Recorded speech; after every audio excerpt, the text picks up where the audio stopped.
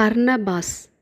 இவர் நம்பிக்கை, தியாகம், மற்றவர்களை உயர்த்தும் அன்பு மனம் ஆகியவற்றின் உயிருள்ள சாட்சி.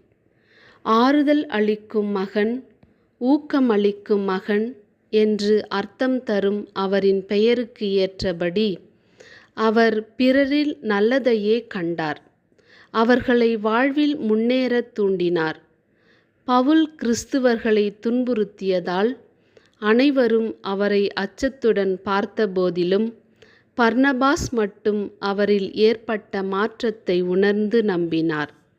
அவரை திருத்தூதர்களிடம் அழைத்து சென்று அவரது மனமாற்றத்திற்கு சாட்சியாய் நின்றார்.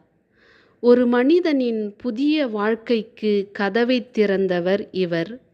நற்செய்தியின் ஒளியை உள்ளத்தில் ஏந்தியவர் போல பல இடங்களுக்கு சென்று சிரமங்கள், எதிர்ப்புகள், துன்பங்கள் அனைத்தையும் தாண்டி கடவுளின் பணியை துணிவுடன் தொடர்ந்து செய்தார்.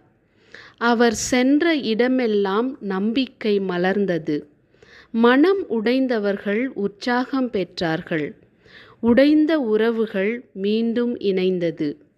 இறைவா, பர்னபாஸ் போல மற்றவர்களிடம் நல்லதை கண்டறிந்து அவர்களை உயர்த்தும் இதயத்தையும், மனம் உடைந்தவர்களுக்கு ஆறுதலாகவும் நம்பிக்கையாகவும் நிற்க தூய ஆவியை எங்களுக்கு தந்தருளும்.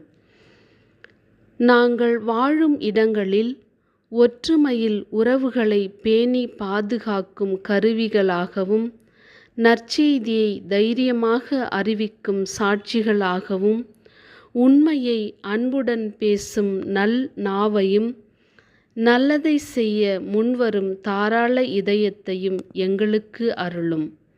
எங்கள் வாழ்வின் ஒவ்வொரு தருணத்திலும் உமது உடனிருப்பையும் வழிகாட்டுதலையும் உணர்ந்து சரியான பாதையில் நடக்க அறிவையும் நல்ல புரிதலையும் ஞானத்தையும் தந்தருளும். அன்பு, சமாதானம், ஒற்றுமை ஆகியவற்றை விதைக்கும் உயிருள்ள கருவிகளாக எங்களை மாற்றி எங்கள் வாழ்வை ஆசீர்வதியும். ஆமேன்.